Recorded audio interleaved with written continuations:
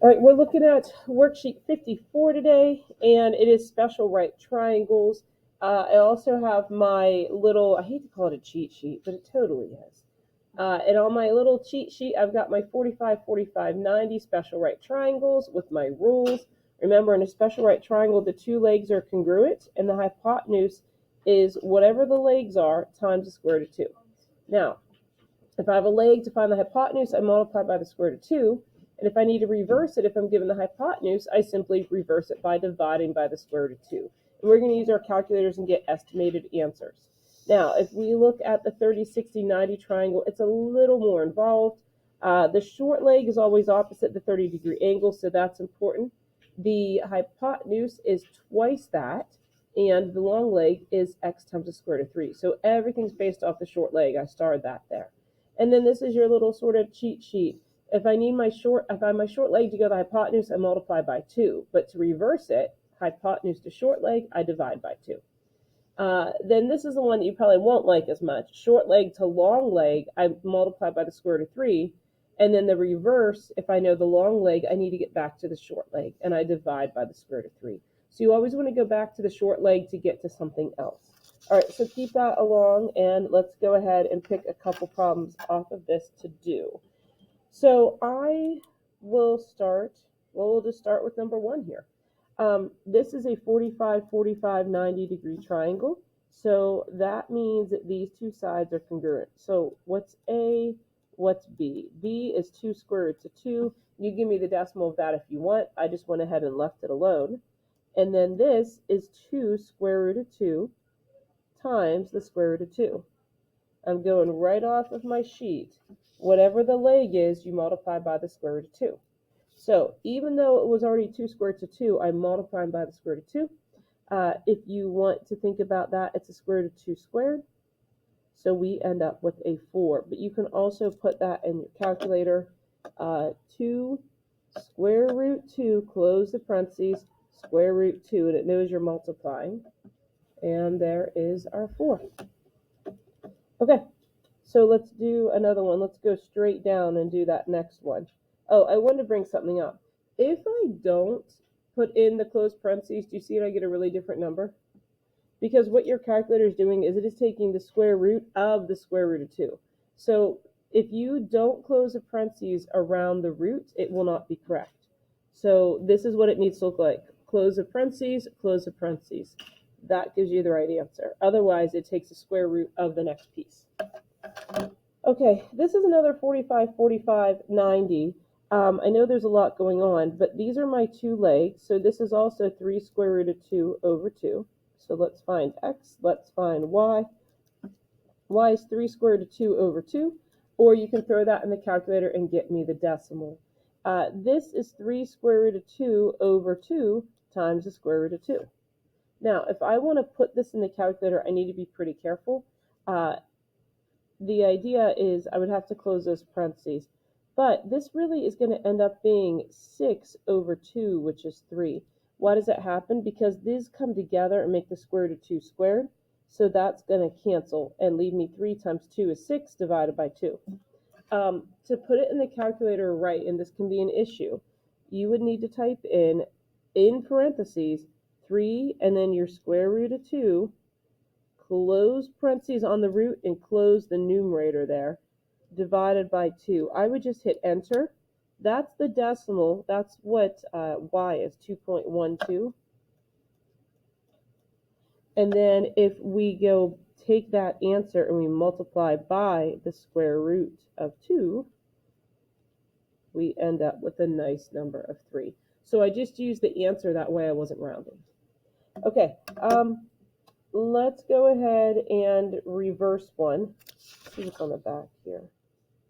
Okay, let's go to number 13. Jump to 13 with me. If I look on here, they're giving me the hypotenuse, right? So I have a 45, 45, 90. U and V are the same values. And it says on my sheet, if I have the hypotenuse, I need to divide by the square root of 2 to find the short leg, or to find the leg.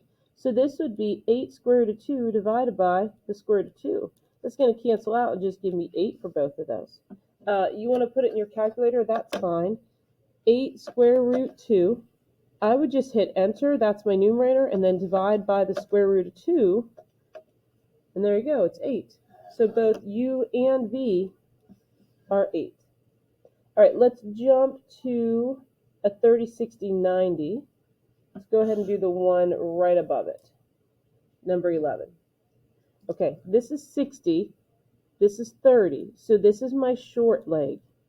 This is my long leg, not because of what they look like, but because of the angle they're opposite. And this is my hypotenuse. So we're starting with the harder piece here.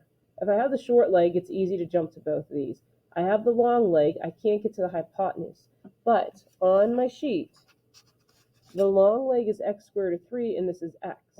So to go from the long leg to the short leg, I divide by the square root of 3. So I am going to take this 5 square root of 3 and divide by the square root of 3. And that's simply going to cancel out. You can put it in your calculator, but y is 5.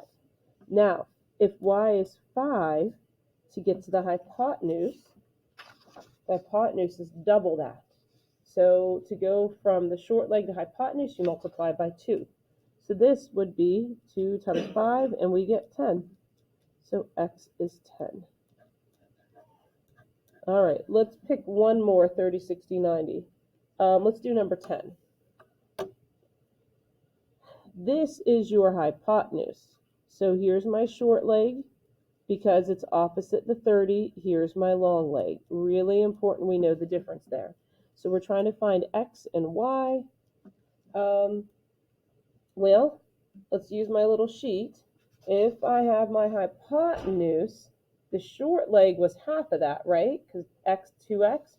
So if I have the hypotenuse, I'm supposed to divide by 2. Okay, a little messy, but it's okay. The short leg would be 8 square root of 5 divided by 2. Now you can throw that in the calculator, but the 2 and the 8 reduce. So my answer is 4 square root of 5. Oh, and I'm putting it in the wrong spot. However, if you want the decimal answer, that's fine. Let's talk about that. If we put this in the calculator, we would have 8 square root 5. I really think we should just hit enter when we're dealing with the numerator, get that answer, and then divide by 2.